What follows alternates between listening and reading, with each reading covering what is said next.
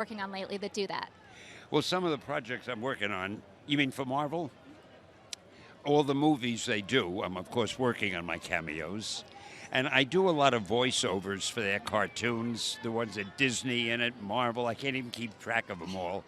And on some of them, I'm even part of the cartoon. They draw me in. So I've never had a better time. What's been most surprising about seeing the big screen versions of the comics? The most surprising is how good they are. It's like... They've got good source material. No, it's like the geniuses who direct and write and act in these movies can do no wrong. I mean, the Avengers, Iron Man, Spider-Man, the X-Men, they're wonderful movies. They really are, you know? And for Of you, course, I'm a little biased. you have a little personal in there? Yeah. For you, if you could have your own superpower, what would you want it to be out of all of That's those that you've easy. created? That's easy, and you'll never expect the answer. Luck. Just think about it. If you're lucky, then everything goes your way, right? You apply for a job, you get it. You write a novel, it becomes a bestseller. Whatever you want. So I'd say luck is the greatest superpower of all. And those are very wise words from Mr. Stan I'm the Lee. Confucius of our industry. So is there something we should know about coming up? No, I don't want to kill the surprise. There's so many things coming up. I'll let Marvel tell about and Disney tell about them in their own time. All right. Thank you so much for Okay, talking. Good talking to you, dear. Right, All right. a pleasure. Right. I forgot. Excelsior. We are now going to go see how Tiffany's doing at the other end of the carpet. Yes, of course, Excelsior. You just got to talk to the man himself, the Stan Lee, who created this entire universe for all of us to enjoy. And this moment has been building since 2008. The first Iron Man came out in 2008. Then we had the second one in 2010. And then we had Marvel's The Avengers, which was a huge moment for this universe. So now it's so exciting to be back in Tony Stark's world. And what I think that Marvel does so well is just creating not only this universe that ties back to the Avengers, but just keeping it to Tony Stark. And like I said, in the first movie, we got to see Tony Stark stripped of everything in a cave, creating the suit, what really made Iron Man. And in this movie as well, we get to go back to basics a little bit. And we talked about them shooting in a small town and really seeing Tony, how he protects what's most important to him.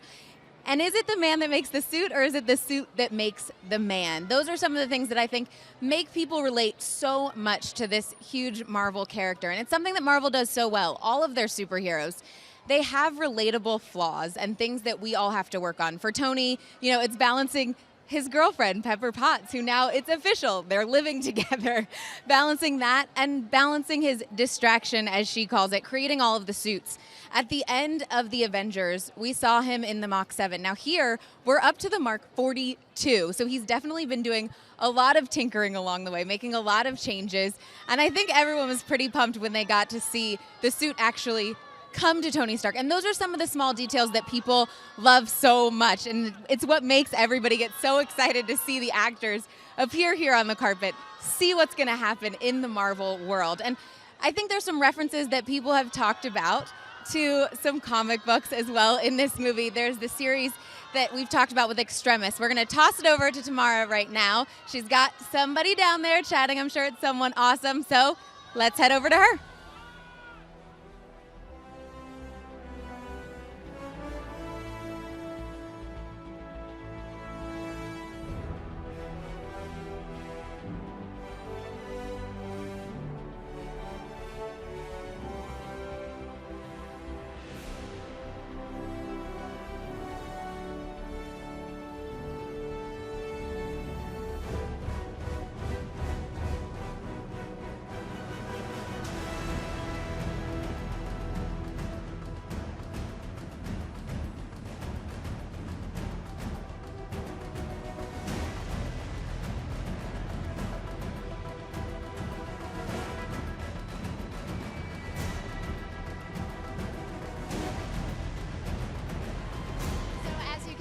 we are seeing some incredible looks here on the red carpet tonight. Everyone has turned out in their best. Of course, I don't know if anyone can match the style of Tony Stark, but everybody's got to put their best foot forward. I got to talk to Stan Lee, which was an incredible treat, and I really love his idea about a superpower of luck, because he's right. If you have luck, pretty much everything else goes your way.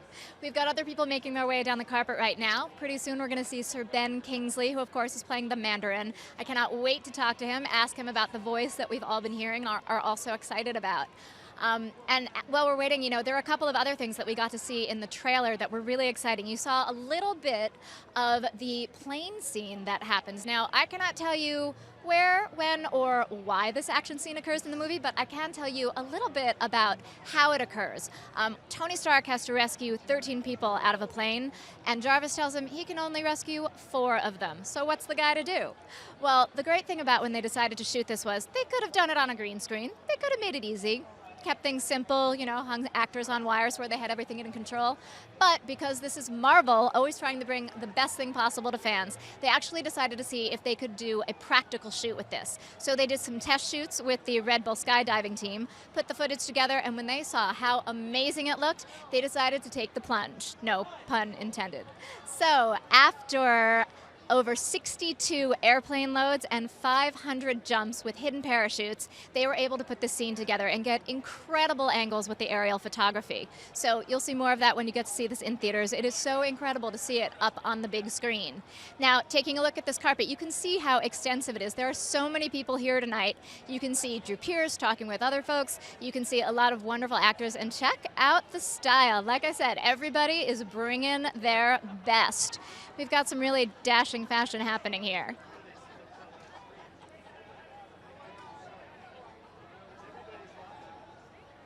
And here we are. We are waiting for Sir Ben Kingsley. And remember, I want to remind everybody that if you want to join in on the conversation, you can use the hashtags on Twitter, IronMan3 or IronMan3Live. You can also check us out on Facebook at facebook.com/Ironman. Another location that was used for shooting was Rose Hill, North Carolina, which is a couple of hours outside of Wilmington, which is where the main stage was. And this is, again, another example of Marvel going the distance. A bit of the action takes place in a small town in Tennessee, and we're going to take a look at the trailer right now.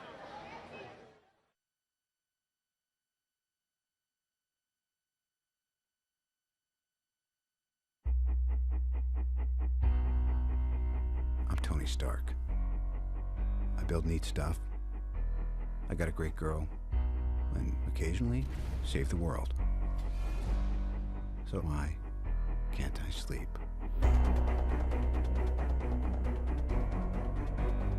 You elected me on a single platform. I will defend this country at all costs. The Mandarin must be stopped. You don't know who I am. You'll never see me coming.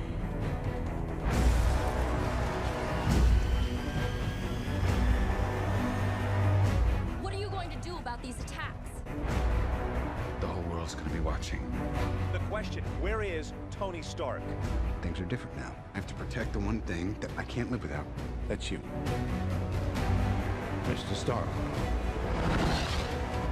Today is the first day of what's left of your life.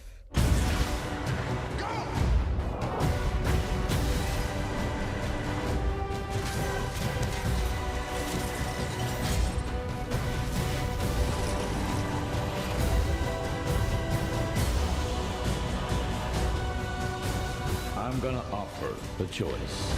Do you want an empty life or a meaningful death?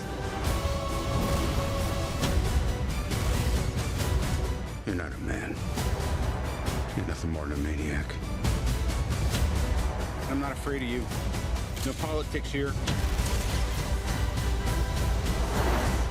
Just good old-fashioned revenge.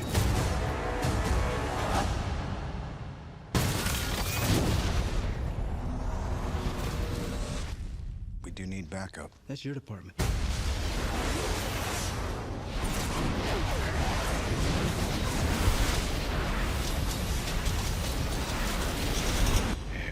boys.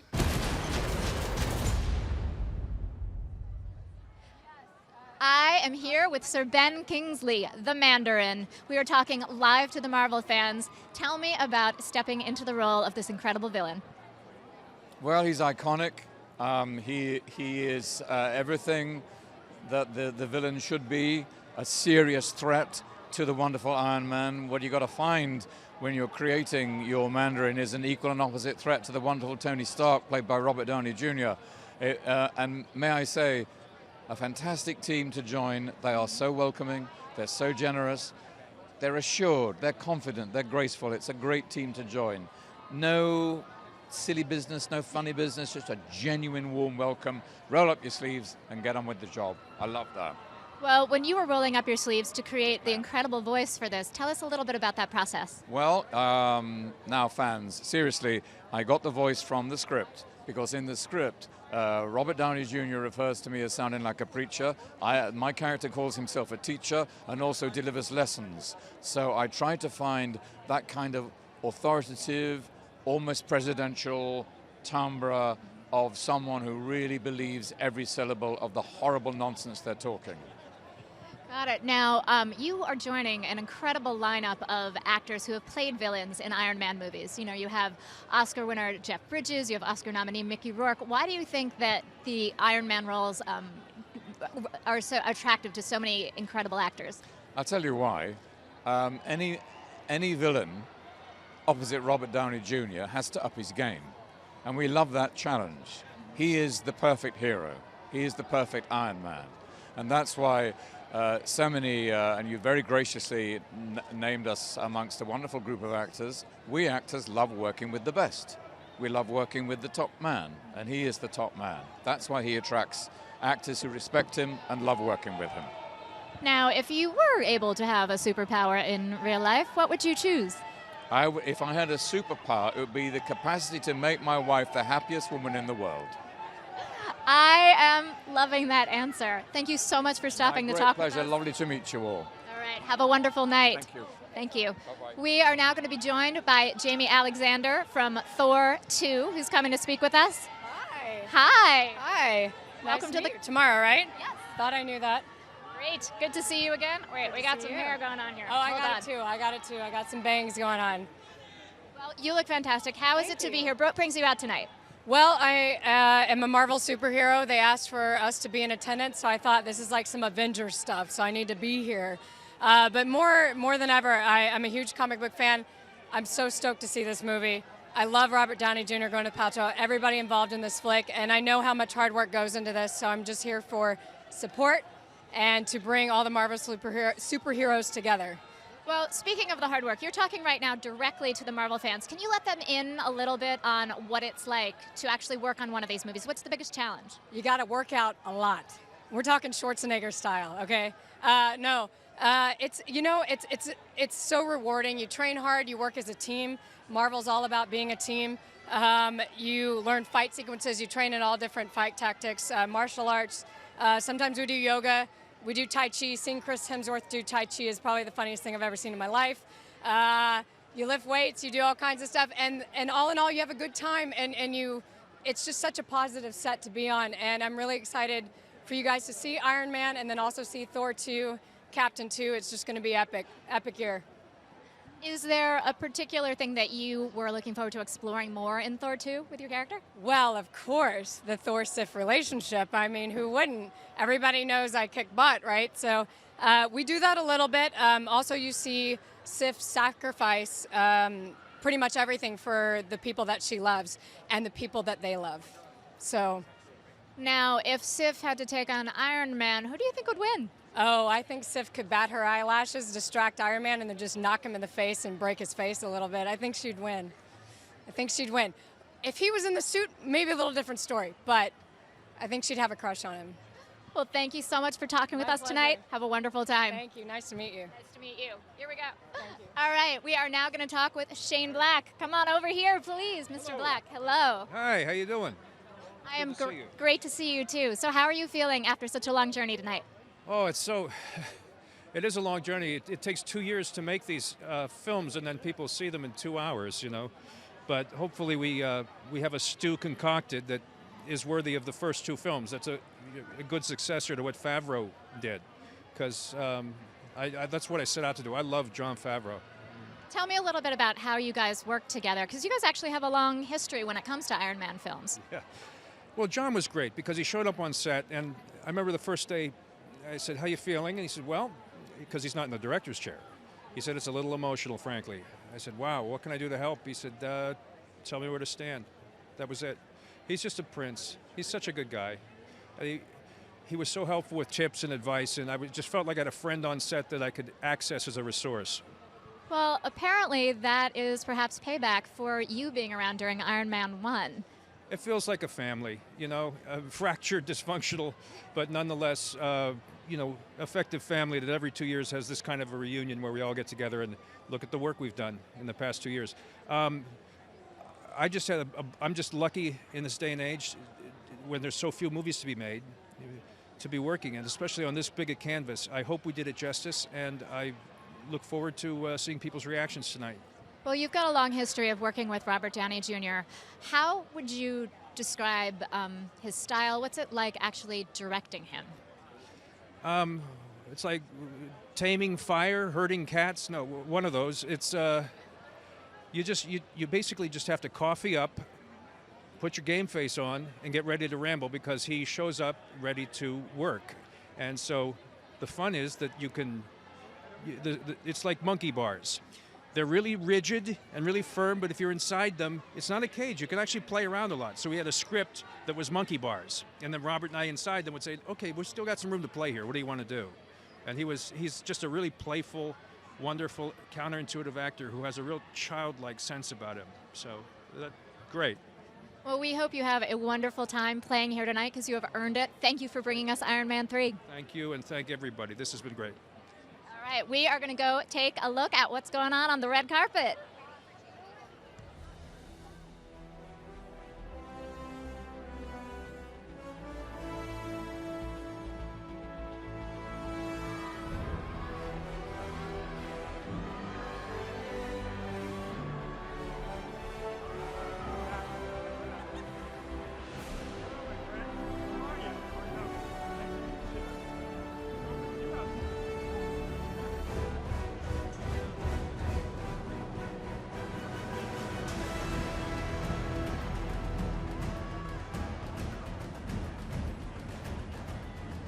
Hi, I am here with Joe Quesada, the Chief Creative Officer of Marvel Entertainment. Welcome. Hey, how are you? You are talking directly to the fans, and my guess is their number one question is, what exactly does a Chief Creative Officer of Marvel Entertainment do? What are you responsible for? I'm responsible for everything creative, believe it or not. It's exactly what the title says. So I'm involved in all aspects of Marvel, from the comics all the way to the movies, television, animation. I'm involved in all that stuff and making sure that the Marvel vision is true to what Marvel fans expect at the end of the day. Well, and give a little bit of insight into how you do that, because one of the amazing things about the Marvel Universe is the way that all of the characters interrelate, but that's a lot to keep track of. It really is a lot to keep track of, but we have to look at them almost as separate universes. We have a cinematic universe, and we need a certain consistency within that, and it's a little bit different than the publishing universe, our comic books. But publishing is really where everything starts. It's sort of ground zero for all the content, and then all our other divisions, whether it's television, animation, or the movies, then look at publishing, take those ideas, and distill them down into their particular medium in a way that makes sense for them and will work within the context of the medium. So my job is really to sort of try to help filter that stuff in, try to make sure that it stays true to the source material, and at the same time make sure that all divisions are talking with every division as well. So. And what were you most excited about the direction that Iron Man 3 ended up taking? I think what's wonderful about Iron Man 3 is that it's kept really a lot of what make the Marvel movies great, which is it's really a lot of fun. It's a very funny movie.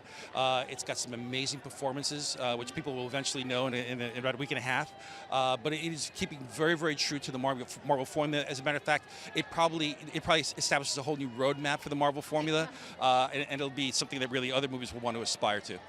Got it. And since you are so familiar with the Marvel Universe, if you could be any Marvel superhero or villain, who would you want to be? Wow. I don't know. I'd have to think a little bit hard about that. But I do know what my one superpower would be, if I could have a superpower. What would that be? Well, I live in New York, so I want the superpower of being able to find an empty parking spot, legal parking spot, at any given time during the course of the day. If I had that power, it'd be great. If you can figure that out, can you share it with me, please? No, that it wouldn't be any good, would it, right? It'd only be one more car. No, sorry. Well, we are hoping you have a wonderful time here tonight. Thank you so much for talking to the fans. Thanks so much. Great. Thanks. Bye, everybody. All right, we're going to go take a look and see what's happening on the red carpet.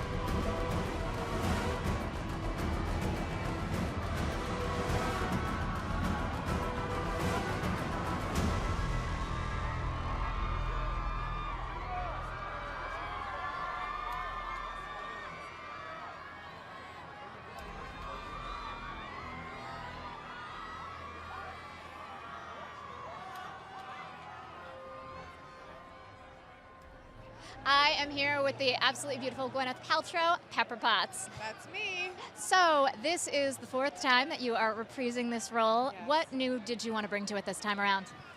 Well, really, I was very lucky in that the script was, Pepper's role this time was really different, and there was a lot more for her to do, and I felt very excited when I read it that they had decided to, move her forward. One of the things that I love about the Marvel movies is the girlfriends are never just the girlfriend. Pepper plays a lot of roles. You yourself are a business owner. What did you want to infuse in Pepper with that? Just that sense of that a woman can be really intelligent and entrepreneurial and still be very soft and a good wife. Well, and in the past, one of the things that's been so amazing to watch has been the interplay between you and Tony, that will they, won't they. So how do you take that to the next level in this one? In this one, it's interesting because they've been living together now for a while, and you see the relationship deepen, and you see the complexities of the relationship, and so it's a lot more real, and I love that part of it very much. And Robert Downey Jr. has just arrived. Can you give some insight on what it's like to work on set with him? He's known for improvising a lot. It's great. I mean, he's hilarious and exciting to be with. You never know what he's going to say, and he really, he takes the job very seriously in terms of wanting to make the films really good, and he's just wonderful. And a new challenge for you in this movie was you finally got to put on a suit. I finally got to put on a suit. It was so much fun. I loved it. How did you prepare physically for that? The truth of the matter is I have a trainer who kind of kicks my ass all the time, so I was pretty prepared physically, and I just had to get used to the stunts and all that kind of thing, the belts and getting yanked up in the air and all that. What did your kids think when they got to see you in the suit? Oh my God, my kids were, honestly, my son, it was so good. I have a Lego figure now, and I'm just like, my son is dying. He's so psyched. Well, have an amazing time tonight. Thank you so much. Thank you very much. Thank you. Enjoy. Thanks. All right, we're going to now see how Tiffany's doing at the other end of the carpet. Oh my gosh. Okay, you guys. Robert Downey Jr. just arrived on the carpet. And what better way to do it than drive down the red carpet in a cherry red Audi? What else would you expect from Tony Stark, Iron Man himself? Everyone's cheering. The fans are so excited to see him here. He is really the man who created this idea of who Iron Man is for all of us. He's so snarky and so quick and so intelligent and so incredible in this role. They're just going crazy back here. That's kind of how I feel. He pulled up, and I was like, I just want to go over there and take a picture with him, too. This is such an incredible franchise, and people get so excited, not only about him, but about the films. It brings everyone in Hollywood out, not just Marvel actors, but everyone in Hollywood wants to be a part of the excitement. You can still hear people chanting, RDJ, RDJ. So if you guys want to be a part of the conversation, make sure you're on Twitter, use @Marvel, #IronManLive3, and head over. We're going to check out some more interviews with Tamara.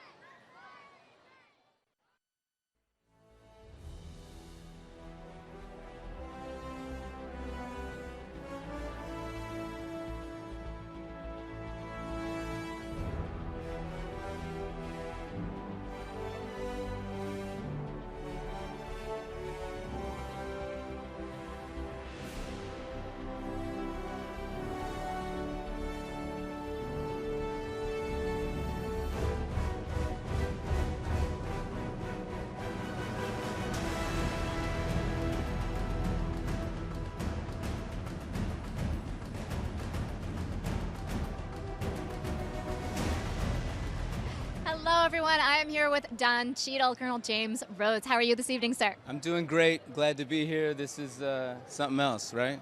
This is absolutely something else, and you are something else in this movie. It is so much fun to watch Rhodey. There's a lot of talk about how Tony has changed over the course of the movies. How has Rhodey changed? How's he developed? Well, he's really there to be sort of a ballast for, Tony's character, and he's sort of his conscience in a way. And conversely, Tony's there to kind of help Rhodes get out of his shell. So they serve a good purpose for one another, and I think it's a good balance. And there's just more of us in this one, and I like that. So tell me a little bit about, speaking of shells, tell me about the armor. War Machine, Iron Patriot, what was that like? Yeah, the shell is a little, you feel like a turtle when you're in it. You can't get your arms to your face, and you're treated like a baby. Someone has to feed you. But look, it's all a part of making the whole, entire effect work. So it's something that you deal with. But the days you got to put on the machine, you're like, okay, here we go. Did you do anything specifically physically to prepare for that? A lot of carbo loading, and you want to go to the bathroom first, but other than that, just you got to get ready to carry the weight. Got it. And you're a comic book fan yourself, so was there anything you pulled from the comics specifically for Rhodey this time around, or that's infused your performance throughout the two movies? Well, what's interesting is there have been so many different iterations of Rhodey over the years, and the comic book world is one thing, and then sort of the movie Marvel world is another thing. And I really was relying on, though I used that for the backstory, I was really relying on the Bible. That was the script that we had in Iron Man 3. And it's an incredible script. Tell me a little bit about working with Shane Black. Well, it's nice to have someone here who really, especially from the relationship that I have with Tony in the movie, gets that sort of buddy, genre film inside of an action movie. And this is just that to the nth degree, you know. So he had at his, you know, disposal all the best toys in the world, and I think the mix of those really gives us a grounding element to it, but as well it just takes off on the screen. So I'm really excited about what happened and where we came to. If you could take one of those toys home with you, what would you want? Any piece of Stark tech? Wow, I mean, it's hard to beat my suit. I'd take my suit. I'd clean it out first, but I would take my suit. Well, okay then. You have a wonderful time here tonight. Thank you for talking to the Marvel fans. Of course, thank you very much. Thank you. All right, we are now going to take another look at Iron Man 3. Mr. Stark, ready for a lesson? There's something I want to say to the Mandarin. You're not a man. You're nothing more than a maniac. You know what's going to happen to you, right? It's just you and me. You'll never see me coming.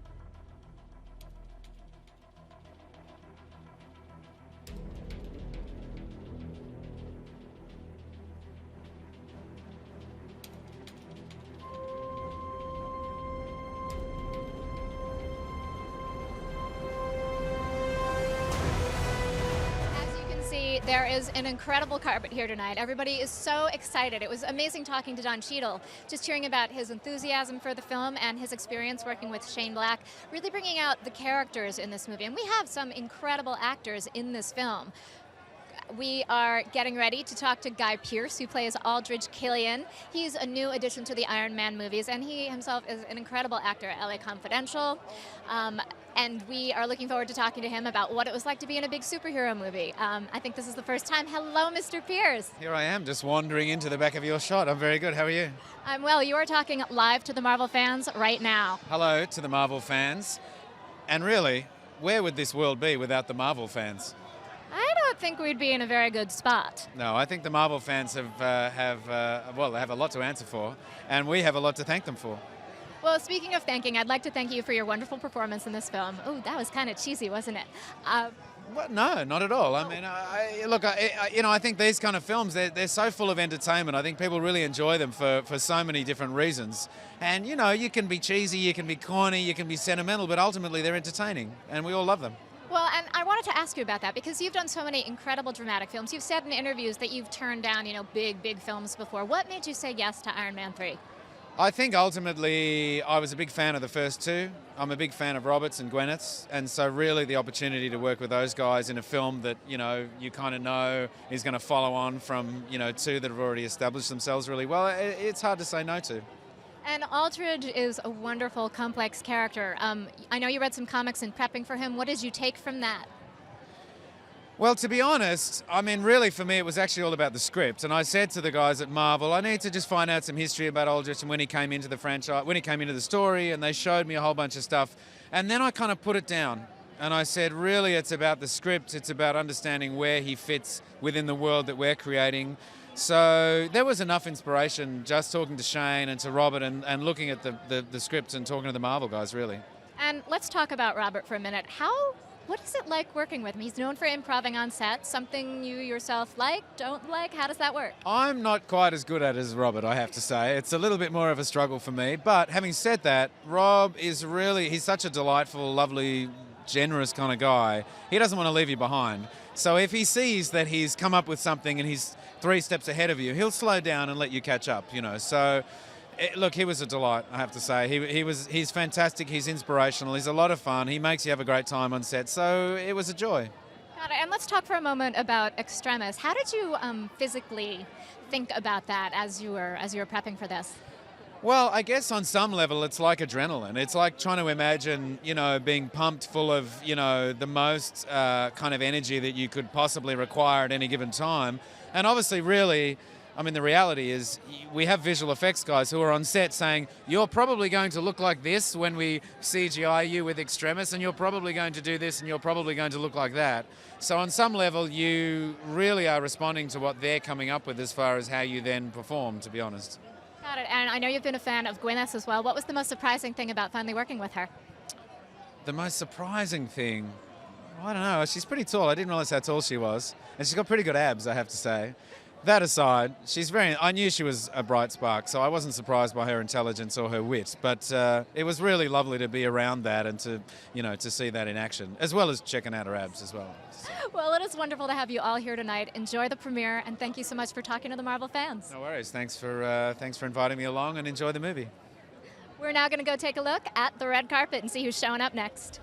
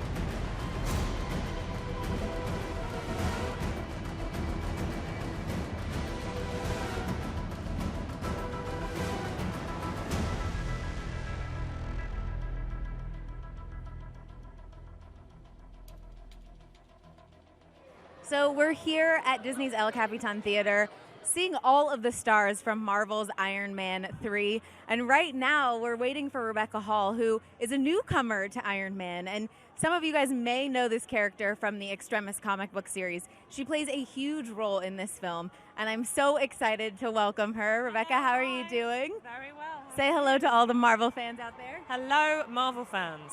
So what was it like being the newcomer in this group?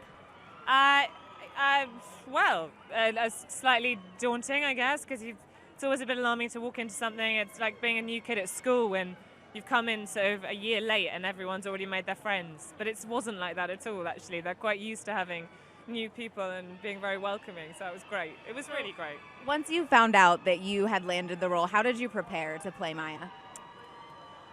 I went back and looked at the first Iron Man films again to kind of remind myself of the style and the tone and everything like that. And then I just did a lot of work on the scripts, really. Didn't take much more than that. So for a lot of fans of the movies themselves, they're comic book fans as well. Did you read comics growing up? Yeah, I didn't read comic books growing up. I did read the Extremis series for this. And then there wasn't an awful lot of it in the film, but Maya Hansen is there, so I felt, it was important to read that. I read Asterix and Obelix when I was a kid. Now I've got into reading French graphic novels to try and improve my French. I know that sounds a bit geeky, but... Oh, that's totally awesome. I think all the Marvel fans will love that. What was it like coming into this universe, especially after the huge success of The Avengers? Were you nervous at all? I think there's a certain amount of trepidation and nerves when you start any job, but no, it was the good kind of nerves. It was exciting. You can't deny just the sheer enthusiasm and popularity of these films, and it's really adrenalizing and kind of crazy to be a part of it. And it definitely has a lot to do with Robert Downey Jr. playing this amazing character. Yes. And we all know that he likes to do a bit of improv in his scenes. What was it like working with him? Exhausting. He's going to see this. Good. Then he'll know that I had to sedate him to try and get a word in edgewise. And this film itself, especially having Shane direct, there's a lot of good moments developing relationships between characters. You had some good moments with Gwyneth as well. I did. It was part of the reason why I loved the script so much, was that I thought there was some really great scenes between women, and that's not, that's quite unusual, I think, in these sorts of films. And I found it refreshing, and I loved that they got on, as opposed to sort of being reduced to women that had to have a cat fight over a common man kind of thing. And you've got to ask the questions doing a superhero movie. If you could have any superpower, what would it be? If I could have any superpower, what would it be? I would be able to speak any language instantly, and fly, and be invisible, and, make really great food. I don't know, everything, so many things. So like a million powers, and you wouldn't have... We're up there on top of the thing. Look at that. We are. This is big. We're all over the carpet. All right, well, enjoy the film. Thank you so much. Thank you very yourself much. Up there a little bit more. Oh, no, I don't want to. I got a little scared. I just suddenly thought, oh, it's me. Okay, bye. Have a good night.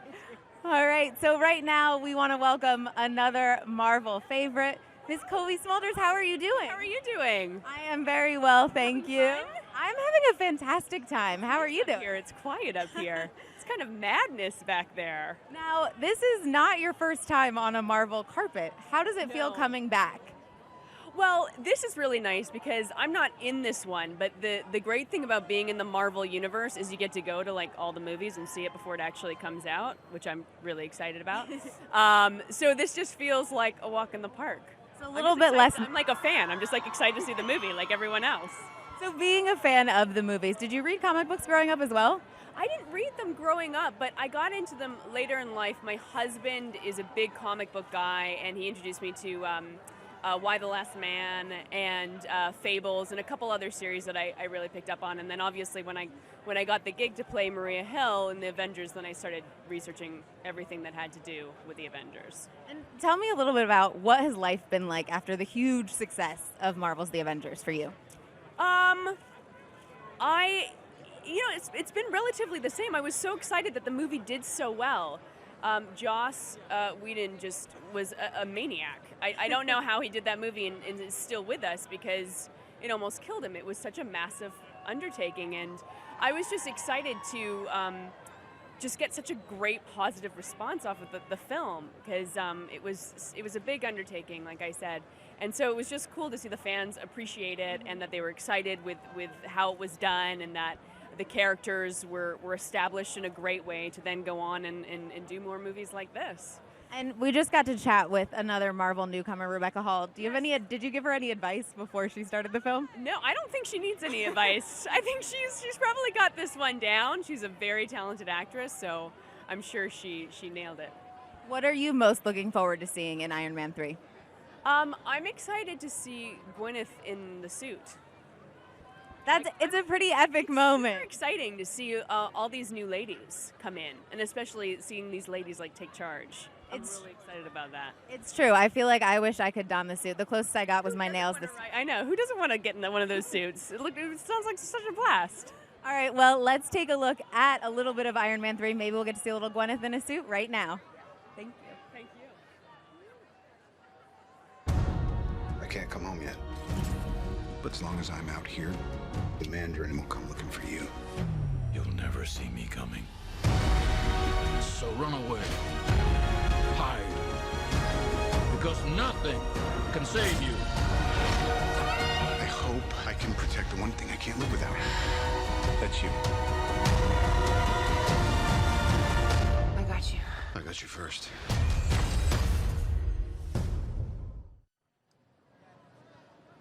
Jon Favreau, executive producer, and Happy Hogan. Yes, Happy Hogan. Don't forget that. I saw you actually come onto the red carpet, and the moment that I saw you, I just felt happy. So I feel like the name is very, very suiting. No, it's a very fun night for me, and it's fun to be able to actually get in there and play a little bit, too. I did a little bit in the first one. The second one, I gave myself a little bit more to do. I can't begin to tell you how much is on your mind when you're directing one of these movies, and it was so nice to walk on the set that Shane was directing, but still be involved, as you said, as an executive producer, as an actor, and as friends, and having a history of all these people. And it was a lot of fun, and I'm very proud of how it all turned out. And in fact, we've heard that directing the first two, Shane was a little bit involved. You guys went to him for a little bit of advice as well. Yeah, we'd kind of go to him, and I think Robert would go to him also and ask for his take on, because he's got a tendency to put an interesting, unexpected twist on things that might otherwise seem pedestrian. And so and definitely Robert's sensibility is to turn something on its ear. And I think that that's what's made the franchise interesting, is his interesting skew on things. The franchise really reflects his sensibility and his sense of humor. And I think Shane was a guy that he had connected with all the way back to Kiss Kiss Bang Bang.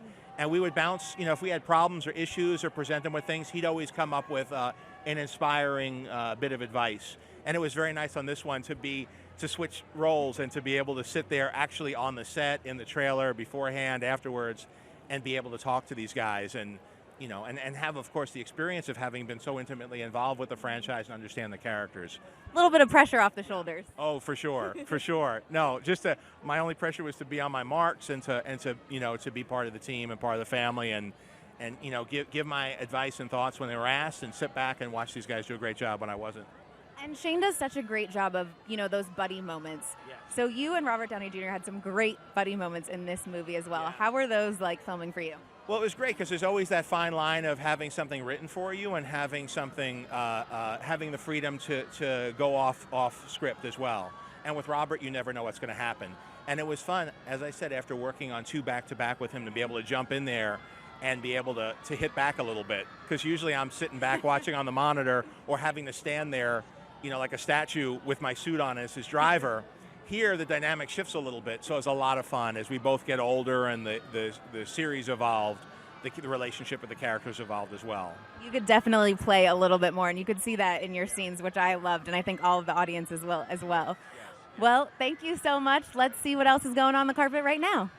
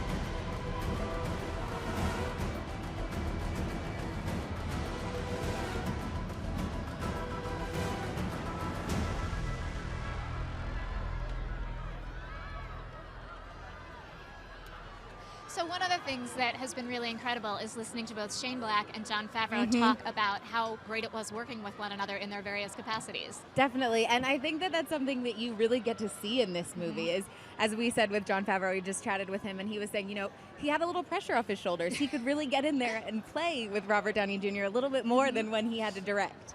And I think people forget sometimes Jon Favreau is a fantastic comedic actor. I mean, going all the way back to Swingers, he brings such a warmth to the screen. You just want to be his buddy. And like we said, Shane does such an incredible job with those relational moments in this movie. I mean, we have moments with Happy, we have moments with Rhodey and Gwyneth as well, who looked absolutely stunning. Oh, I know. Holy moly. Her She dress, looked hot. I think her dress is a call to the armor. I mean, it almost had that appearance of, like we're saying, hey, I wore the suit. I can look great in a dress. I can do it all. She definitely can. She can look sexy, and she can kick a little butt. That's exactly what a woman should be able to do. And the fun part for me with this suit is that actually does happen in the comic book series. She becomes a character called Rescue, and she wears a suit, and she has an arc reactor in her heart to help power the suit. So seeing that in the movie, I like seeing those little changes that they tweak, and it was just awesome being the fangirl that I am. And that's one of the cool things about talking with all the actors about what inspiration they've taken from the comics and what actually they've taken from the script and how that melds. And, I mean, obviously, the biggest moment of tonight so far is Robert Downey Jr., Iron Man, Tony Stark himself, showing up on the carpet. I mean, did you expect anything less than him to pull up in a cherry red Audi? I mean, come on. And he is known for making incredible entrances wherever he goes. He has danced into several screenings. He actually did a little bit of Gangnam Style. Let's see in what he's South going to do Korea. right now. What's he going to do right now? Hello. Hello. What's going on? Ah, come on over, guys. How are you guys doing? Right here with us. We are talking live to the Marvel fans right now. They're watching us live streaming. Oh, yeah. This is Ty Simpkins, who plays Harley in the movie, and Mr. Robert Downey Jr. Thank you, although I need no introduction. What's up, dude? Nothing.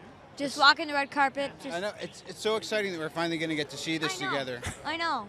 We had a little bit of fun making it, if I recall. Yeah. Yep. So, Ty, how did you feel when this man gave you a call to tell you you had the role? It was pretty awesome. Thank you. I felt awesome, too, because we kind of auditioned with each other. And you left the room.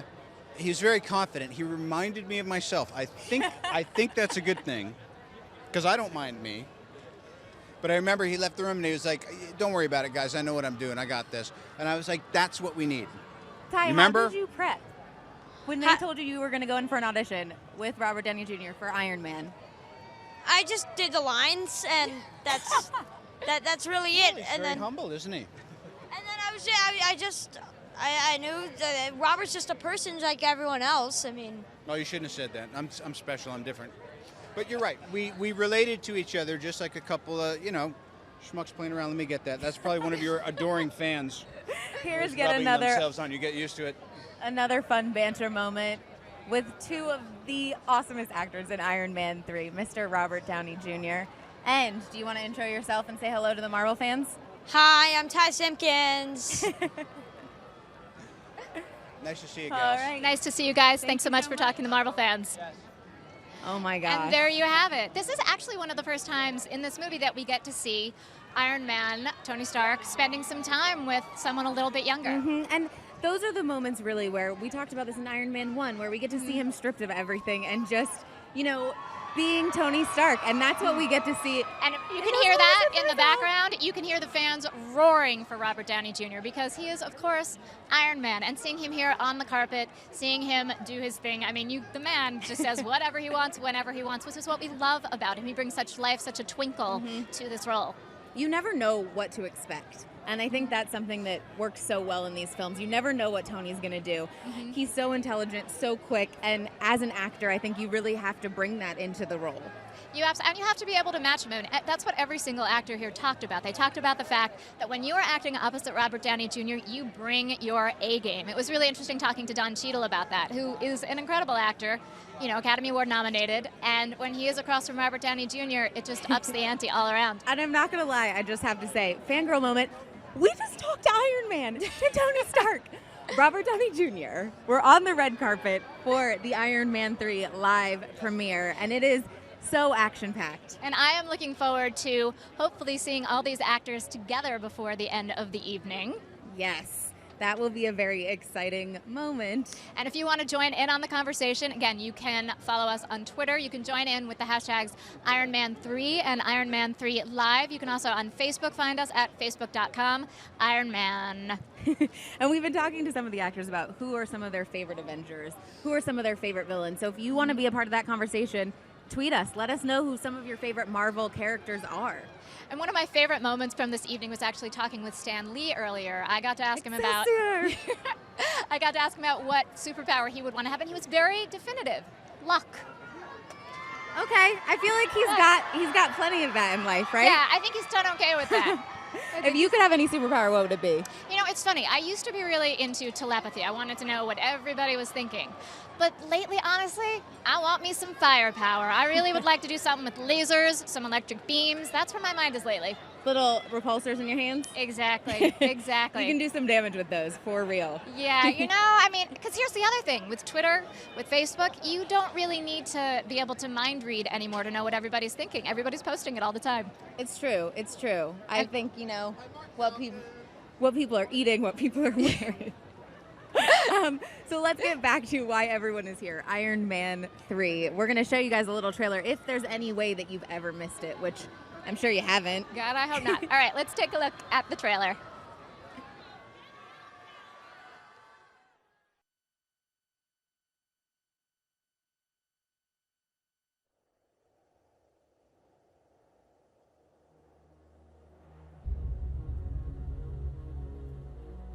Got a lot of apologies to make.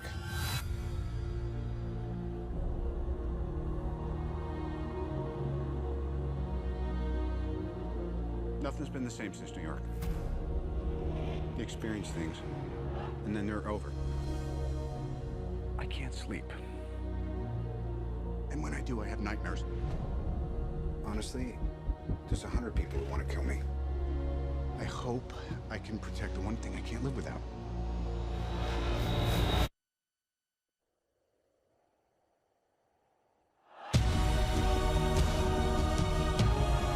Ladies, children, sheep. Some people call me a terrorist. I consider myself a teacher. Lesson number 1. Heroes. There is no such thing.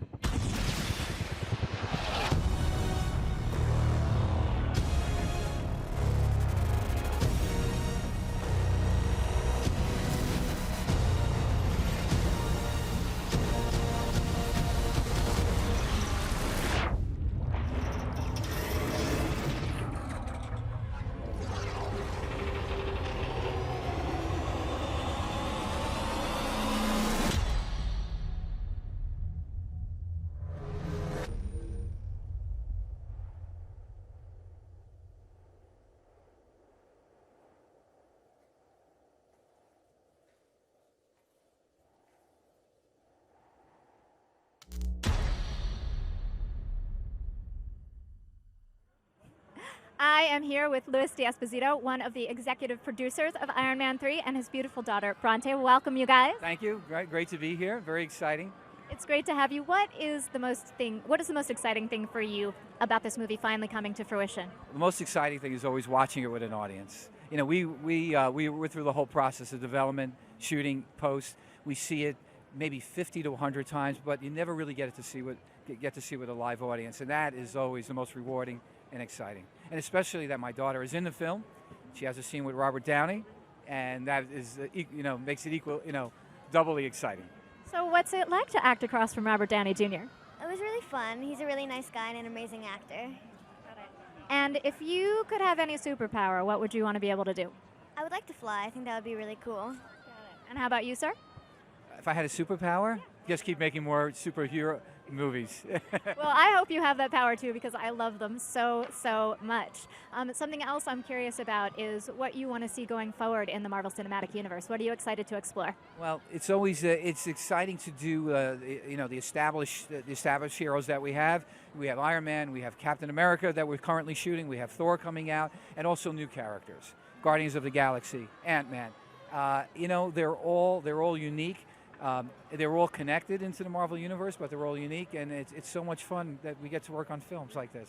Well, one of the things that I personally love about the Marvel Universe is you have amazing female characters, and especially having a daughter. What is it that you want women and female fans to take away from the Marvel Universe? Well, we want them to enjoy it just as much as our male fans, and we get obviously Black Widow and Gwyneth Paltrow come to mind, and they're great role models. They go toe-to-toe with the men. And I've just done a couple of short films for Marvel that feature female protagonists. So we're excited about those also. Where can we take a look at those? Item 47, which was on the Avengers Blu-ray DVD. And I can't really tell you the next one yet. It's still top secret, but we'll be premiering it at Comic-Con. Marvel always has something under their skin. All right, well, thank you so much for taking time to talk with us. All righty, bye-bye. Congratulations. Thank you. Bye. All right, we're going to go see what's going on the red carpet right now.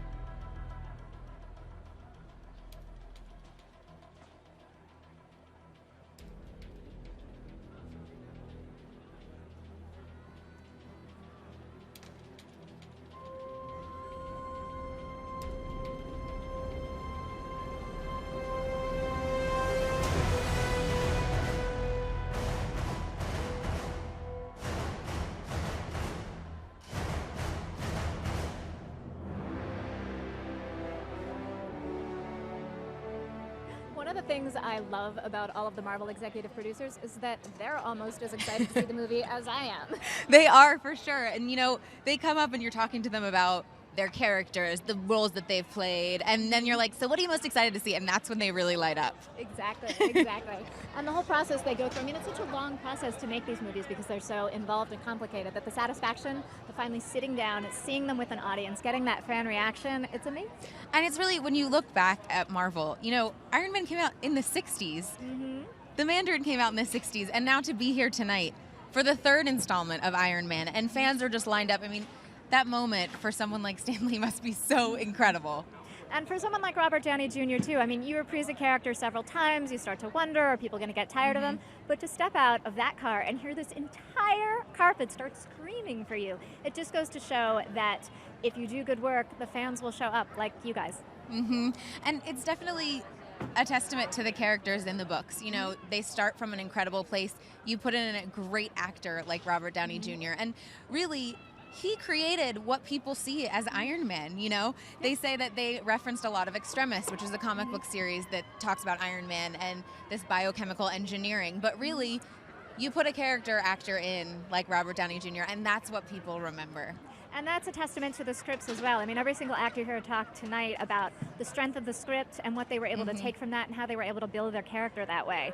And I think that just goes to show that Marvel really puts attention on every single aspect of production.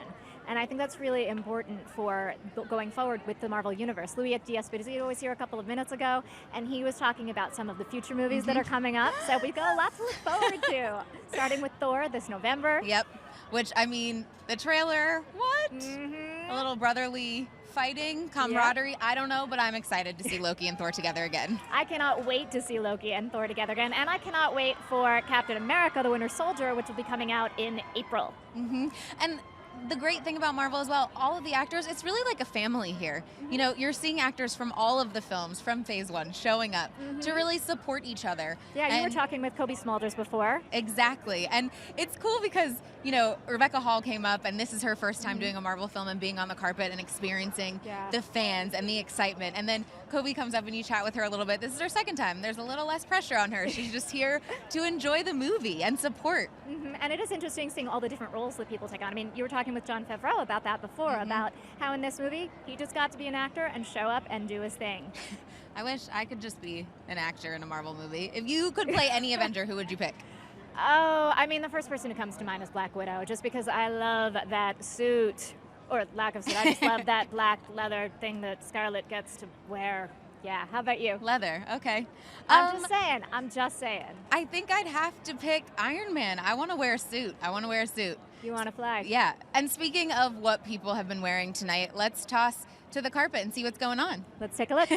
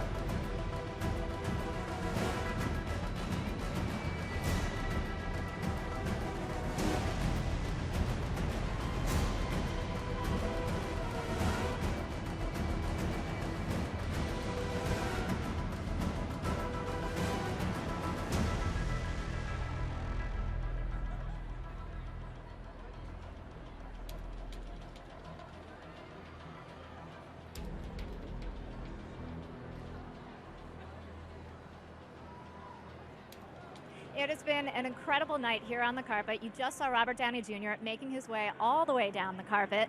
Everybody wants to talk to him, of course, and I am looking so forward to the moment when this cast unites and we get to see them all together. It's such an amazing ensemble from the people who've worked together before, Gwyneth Paltrow, Don Cheadle, Robert Downey Jr., Jon Favreau, as well as some of the newcomers. We got to see Ty Simpkins, and I cannot wait until you guys get a chance to see him in the movie. His and Robert's scenes together are pretty amazing. You got a little taste of it here on the carpet. We want to also thank thank you guys for joining in on the conversation. You can check us out at Iron Man 3 or Iron Man 3 Live. You can also catch us on Facebook at facebook.com/Ironman. Now, in a little bit, Tiffany will be introducing the cast, so we are waiting for that moment. And it's a really wonderful opportunity to get to hear a little bit more about the behind-the-scenes production stuff that's happened here. You've met Ty before. He is in part of the story that takes place in a little town in Tennessee. And that actually was shot in a town called Rose Hill, which is a little bit outside of Wilmington, North Carolina. And it's a town that is actually famous for its own very special attribute. It is the home of the largest frying pan in the world. It is 15 feet across, it weighs 2 tons, and it can fry 365 chickens at a time. I don't know if that's what they did for the cast and crew meals, but it's certainly something special. I really love learning a little bit about what goes on behind the scenes at all of the Marvel movies, and that's been one of the great things about talking with the executive producers and with Shane Black. And I love the relationship that Shane Black and Jon Favreau have developed over the years. It's so interesting that Kiss Kiss Bang Bang, which was the movie Shane Black's directorial debut starring Robert Downey Jr., was actually one of the movies that Marvel looked at when they were initially thinking about casting Robert Downey Jr. as Iron Man. And of course, once he took over the role, it was very clear it is a role he was born to play. Oh, can you hear that? They are screaming for Robert Downey Jr., who's making his way down the carpet. So we'll get to see a little bit of him very soon. Now, there he is. He's signing some autographs. He's talking to people. And who wouldn't want to spend some extra time with him?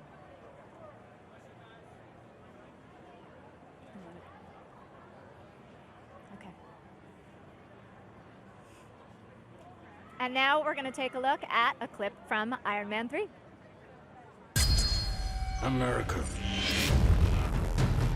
Ready for a lesson.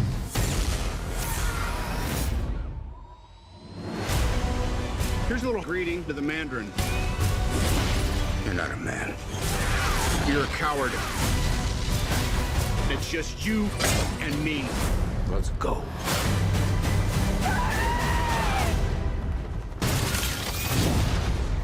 In theaters and IMAX 3D May 3rd.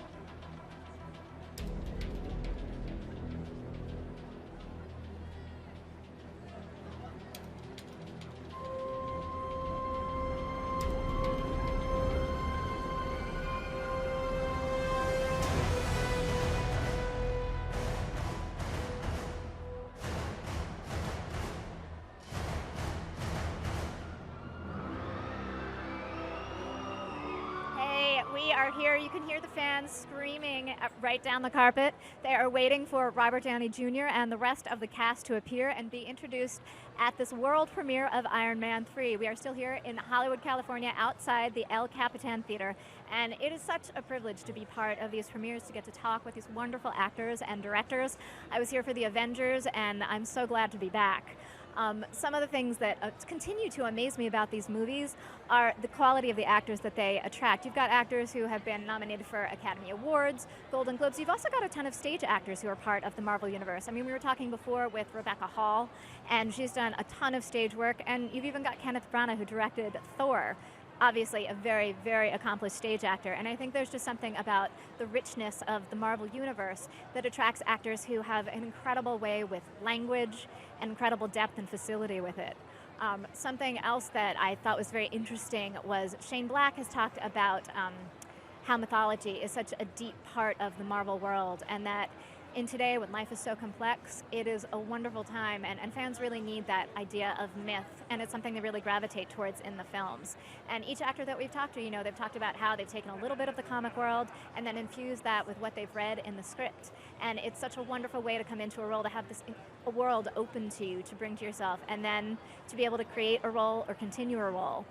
Something else about the Iron Man films that we really look forward to seeing each time is the continuing relationship between Pepper and Tony, and because they have such incredible chemistry, we're now going to take a look at what happens in a couple of minutes when we put that cast together on stage. And I have to say, how cute was it when Robert Downey Jr. was here with Ty Simpkins? We haven't seen him in a lot of movies with kids, and so to get to see what they were like together. But I think Ty was pretty much holding his own. He did a great job holding his own across from Tony. And the kid looked pretty dapper too, so I don't know, he might give Robert Downey Jr. a run for his money. Something else that I really think that is going to amaze fans in this movie is taking a look at the Mark 42. When we last left Iron Man, he had the Mark 7 suit, and he is now up to 42. He has spent a ton of time tinkering down in his studio. And so he's got a whole bunch of different looks with the armor.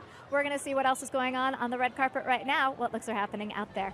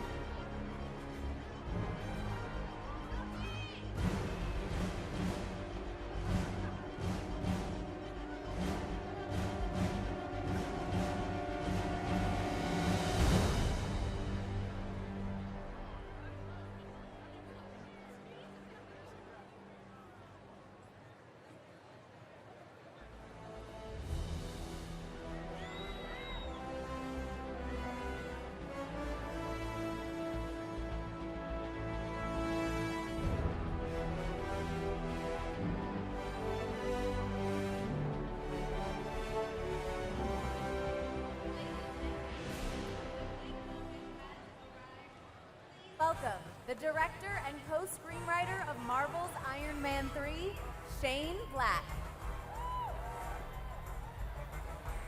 And she is Brant, Stephanie Shostak.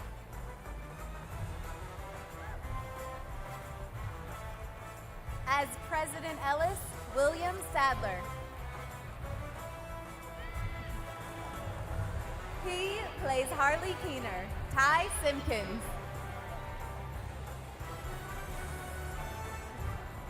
Executive producer and Happy Hogan, Jon Favreau.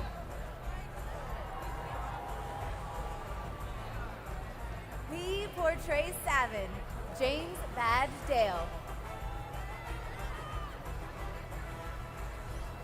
She plays Maya Hansen, Rebecca Hall.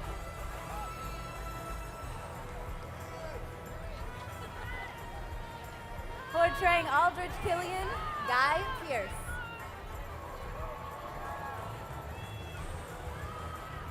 He plays Colonel James Rhodes, Iron Patriot, Don Cheadle. Here is the Mandarin, Sir Ben Kingsley. She is Pepper Potts, Gwyneth Paltrow.